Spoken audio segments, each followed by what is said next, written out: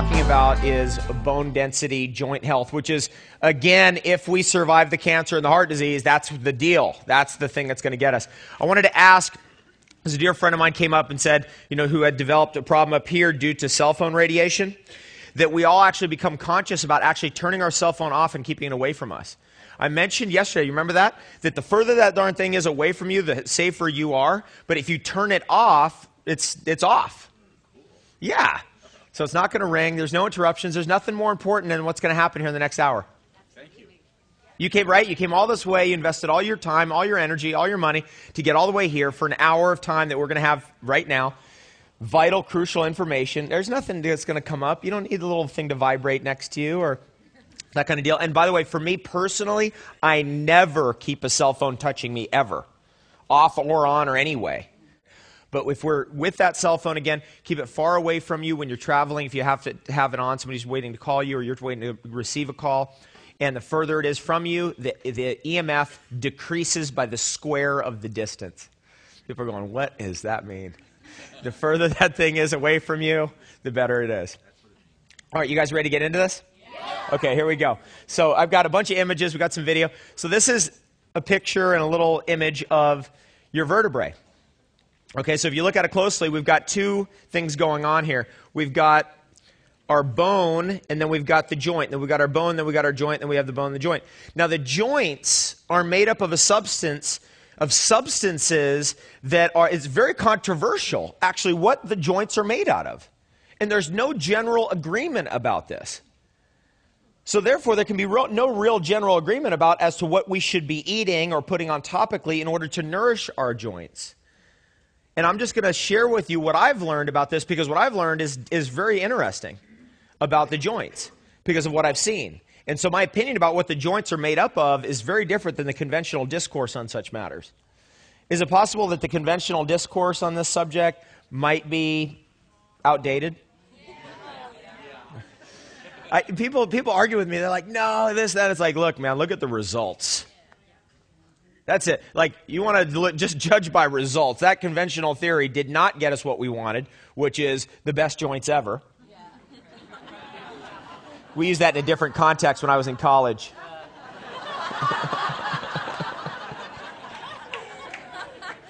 Rudolf Steiner said it this way, and I love the way that Rudolf Steiner described this. He said that mammals, and basically animals in general, we mineralize the structure on the inside of us in exactly the opposite way that the earth does it. The earth forms a barrier on its outside, a shielding, a calcification. It has an exoskeleton like an insect or like a crustacean. That's how the earth is. I mean, if you analyze the earth's crust, it's 10% calcium. So it's actually putting up a shield or a barrier, and that's kind of what holds everything together, kind of like an insect. It keeps all the pieces together. Well, in us, we mineralize ourselves on the inside in order to have structure. Now, the excessive mineralization is what we call what?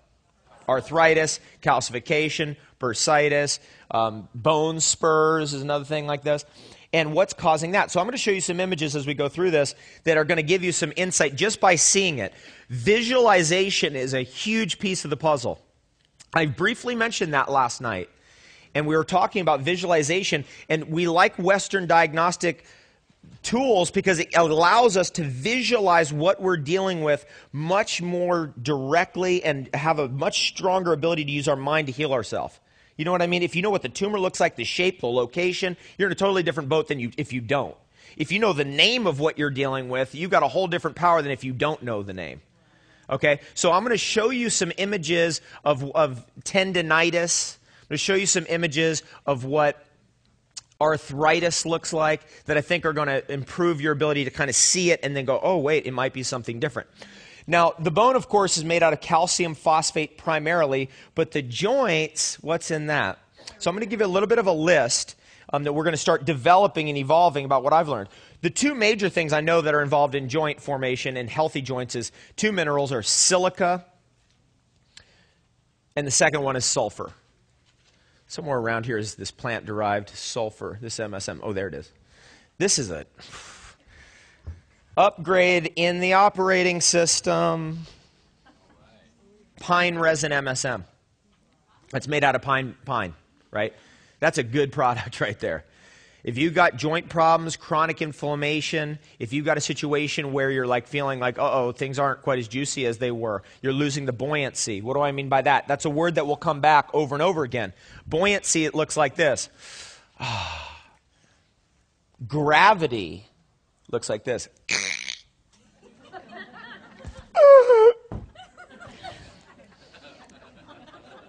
Another word that I will use, levity. So in the joints is levitational substances, substances that give the buoyancy. And the main one is hydrogen.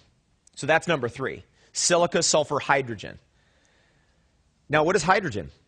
We'll look at some images. Basically, it's water, and it's high grade water, the highest grade water. And we talked about water in the context of the DNA, if you recall. And I mentioned that the DNA is defined by 10 layers of water molecules that are around the DNA. Remember that?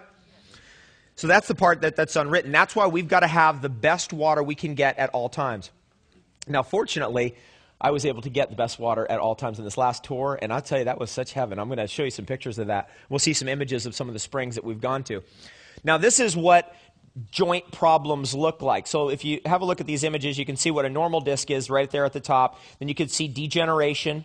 You can see bulging, what the herniated disc looks like, thinning discs, and then you can see what complete degeneration looks like to give you an idea of like, uh-oh, when it gets to bone on bone, that's real trouble. Can we avoid that? You bet. Is it possible that information has come to light that could allow us to live another 50 years longer than the conventional discourse says we can live? Of course. Right? Now, I mentioned this before. I want to mention it again.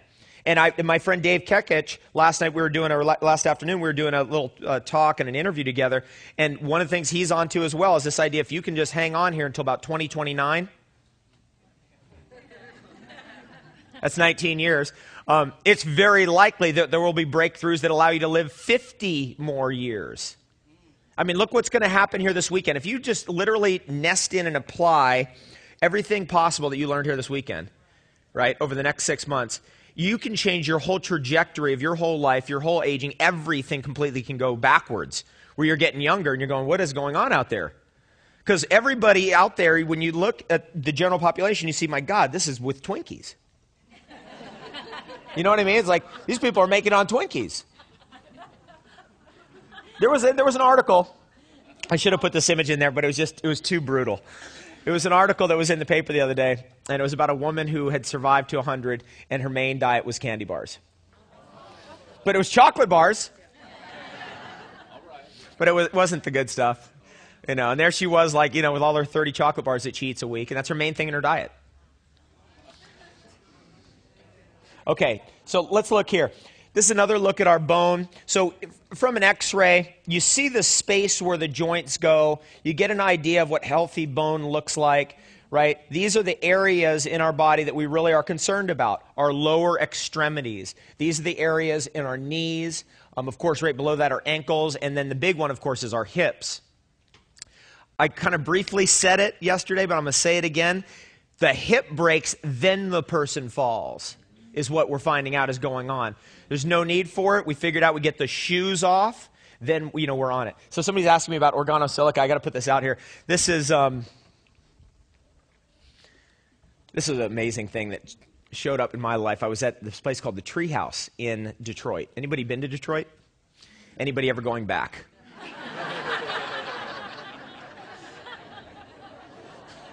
Man, I was like in Detroit, and I'm like, okay, there's got to be something here balancing out this energy. So I end up in this health food store called the Treehouse. My friend Matt, who works there, turns me on to Organo Living Silica. So the best forms of silica are what's natural. We're going to get into all the plants and natural sources. But this is a product that's a concentrate of spring water that has a very high amount of silica in it. I'm going to be revisiting and coming back to Organo Living Silica. I like this product myself. And one of the things I like about doing what I do is I get to drink this stuff and no one can stop me. So, you know, just how I do it, you take this thing off, and then you pour a little shot for yourself, like that. Now, this guy who is behind this product, the powers that be don't like him. Why? Because that is a technologically disruptive product. Why? Because it starts deleting needs for other, like, anti-inflammatories sold, COX-2 inhibitors, that kind of stuff. I'm not going to get too specific, but you fill in the blank. You know what I'm saying. Okay? And it works topically. Put it on there, and it works like DMSO right there, topically. Boom, right in there. So I want to put that out there. So we've got sulfur, we've got silica, we've got hydrogen that's making up the joint. Now, there's also other things that we're going to look at that are in those joints that I believe are very critical to understand. In general, I'm going to be referencing, it's tough to see here, and I apologize for that. Well, I'm going to be referencing the Longevity Now program. How many people have seen the Longevity Now program, looked at it, listened to it, studied it? Okay, how many people won't raise their hand no matter what I say? It's always a few of you. And this is a 5-stage program to break down calcification in your body. The reason why somebody gets tinnitus and it becomes chronic and they can't get rid of it no matter what they do is because there's a calcification component. The reasons why somebody gets a liver condition, a hepatitis, and it gets stuck is because there's a calcification component, meaning that these organisms are forming shells. That's obvious, isn't it? You disturb the flow of an ocean, you're an ocean. We're a walking column of ocean water. We disturb the flow, what occurs? If you went out right now into Long Beach Harbor and you put pylons in and put in a dock, in 5 years, if you went and looked at those pylons, what's going to be around them? Barnacles. That's right, barnacles. So let's say you were disturbed yourself, you were in an accident, you had an injury. You developed scar tissue. There's something in there, there's like a bump. What's that? That's barnacles. Isn't that interesting? So, yeah, it's coral, essentially. And that's the deal. Now, this is one of those things. It's like a pet peeve, and I apologize for this. But Scientific American, the latest thing, it says, this stuff doesn't really exist, but it does exist. That's what they're saying. They know for sure that this calcification eats protein. That's for sure. It's been confirmed. But it's not living, so we can't actually say that it's really existing. So we have to get into what is our definition of what's living. Like, for me, it's like the coral secretes the calcium, and that calcium, yeah, it's living, but if we search through that calcium, it's the shell, right? It's excretion. It's like your fingernail. Is your fingernail living once you clip it off? Some people say yes, some people say no, but scientists say no, right? So there's a controversy about this. So I want to just clear that controversy up. If something is eating protein and it's forming calcium in your body, it's very likely to be a coral-like organism. And we have to kind of drop this whole scientific prejudice that just because it secretes a calcium or a fingernail, that it's actually not living. Because the fingernail, once it's been clipped off, is not living, quote unquote. I'm putting that out there. And we'll look at some images that evolve that conversation a little bit further. In step 1 here, then we have bad calcium dissolvers. And this is a very important point about once we start getting calcified, we need to get some chemistries in us that help break down the bad calcium so we can get to the little jelly blobs underneath the barnacle, the oyster, the mollusk, the coral. Because it's not the shell that's living, right? It's that little thing in there. So we need to fry that stuff down. You ever seen that situation where somebody has like a bump on their foot? Right? Like right here? Yeah. Some people got that going on. Like, that's me. What do you mean? That's a little hive. Right? There's all like little critters living in there.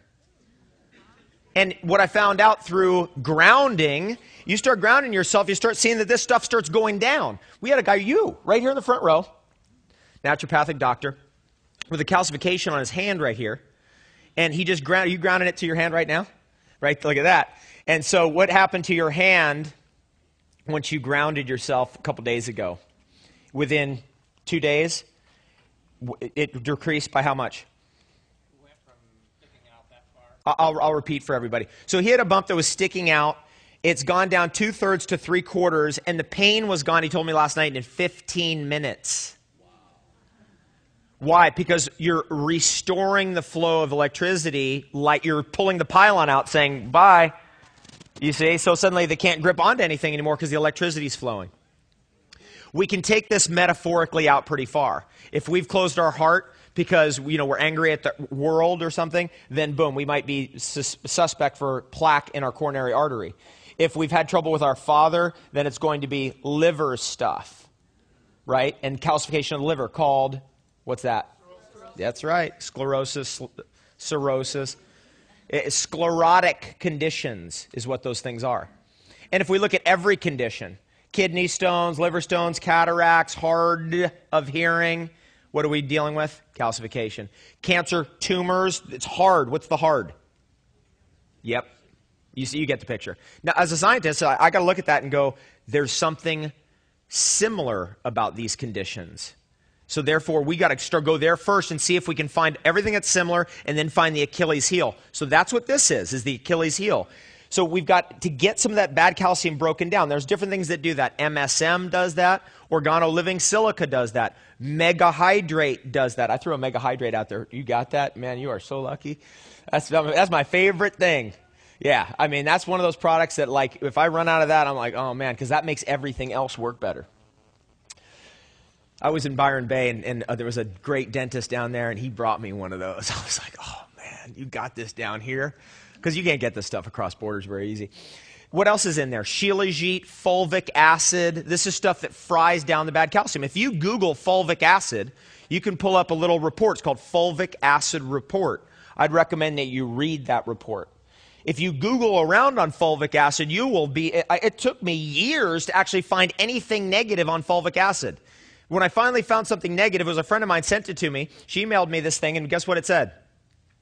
If you like feed a rat an entire bottle of fulvic acid every day, like its own body weight in fulvic acid daily, then after like 2 years, we noticed that their nervous system was a little whacked out. It's like that. Fulvic acid, that's the over-the-top stuff. So that's one. Now, step two is we've got to get underneath and get the superpowered immunity to break down the jelly blobs, get our immune system actually functioning properly. And we've seen that. What products, what things can we take in that get our immunity functioning properly? Mushrooms. We know that now. We got the whole download on the mushroom kingdom. We get this information. There's stuff out of the animal kingdom that we need. There's stuff out of the mushroom kingdom. There's stuff out of the plant kingdom that we need. Mostly because of the structure of our digestive tract, who we are, it's mostly plant kingdom. That's just the way we're constructed. But other things are important, and the mushroom kingdom is all about immunity. There are other botanicals like cat's claw, like mangosteen, and other things that get added in, even all citrus fruits, citric acid, that are amazing at frying down those little jelly blobs. Let's go to step three. Step three of this is we got to get the real high-grade cell rejuvenating supplements, probiotics in.